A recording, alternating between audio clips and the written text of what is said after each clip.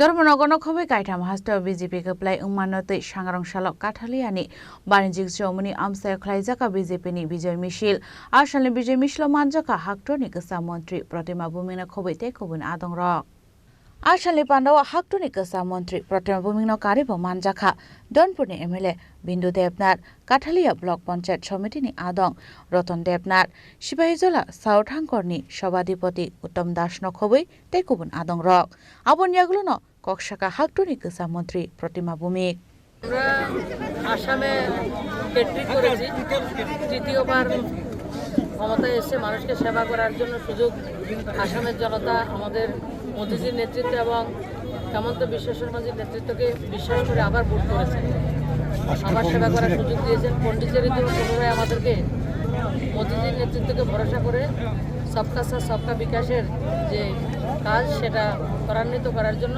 সুযোগ দেওয়া হয়েছে। পশ্চিমবাংলাতে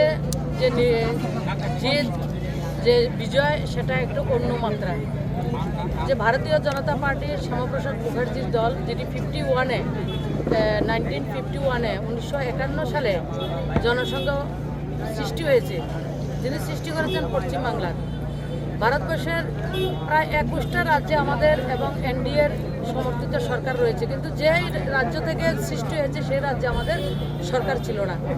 তো সেটা মুক্ত হয়েছে। পাশাপাশি 2014 সালে যখন একক সংখ্যাগরিষ্ঠতা নিয়ে ভারতবর্ষে ভারতীয় জনতা পার্টির নেতৃত্বে এনডিএ সরকার এসে তখন যে একটা অনুভূতি, আমাদের যে একটা আনন্দ, তেমন আনন্দ হচ্ছে আমাদের পশ্চিমবাংলার বিজয়।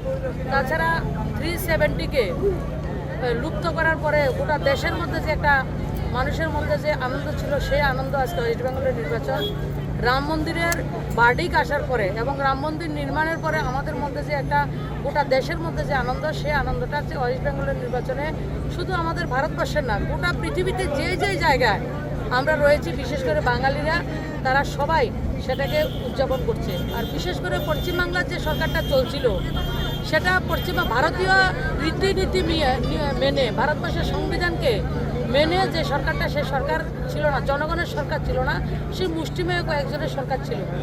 আজকে বলতে দ্বিধা নেই যে 2021 নির্বাচনের রেজাল্ট ঘোষণার পরে কত মানুষ মায়ের কোল হারিয়েছে, কত কার্যকর্তা হত্যা হতে হয়েছে।